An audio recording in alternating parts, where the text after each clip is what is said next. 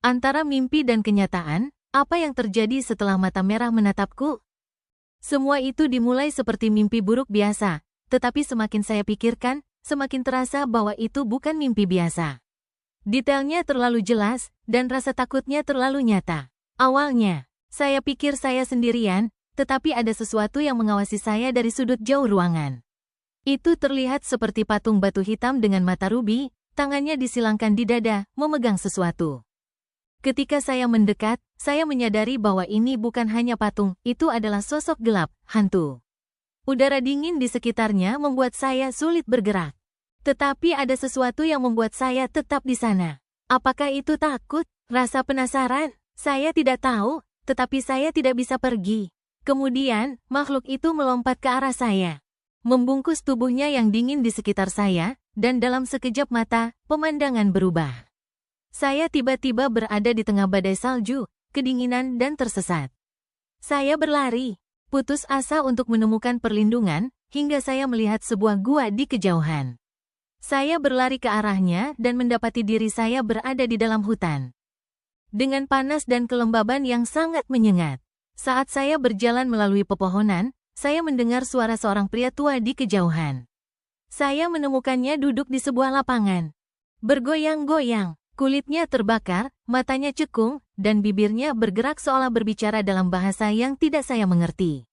Ketika dia melihat saya, dia berkata, "Saya melihatmu dalam mimpiku. Bisakah kamu menyelamatkan kami?" Kata-katanya mengguncang saya, dan saya lari menjauh.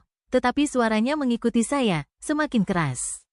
Setelah beberapa jam, saya mendapati diri saya berada di sebuah ladang. Di kejauhan terlihat sebuah gunung, dan saya mulai berjalan ke arahnya, tetapi sesuatu yang aneh terjadi.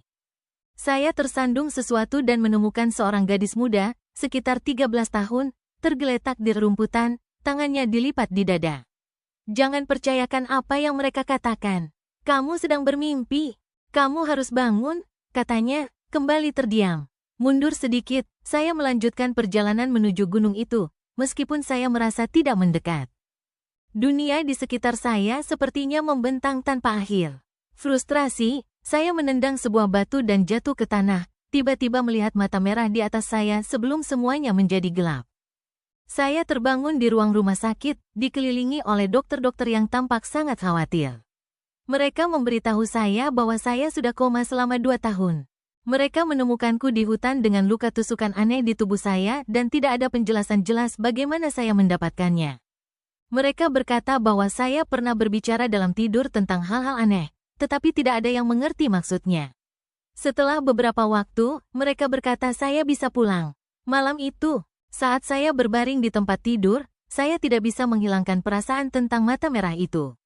Angin di luar membuat cabang-cabang pohon bergetar di jendela, dan setiap kali saya mendengarnya, saya merasa seperti ada yang mengawasi saya. Akhirnya, saat saya mencoba tidur, saya mendengar bisikan.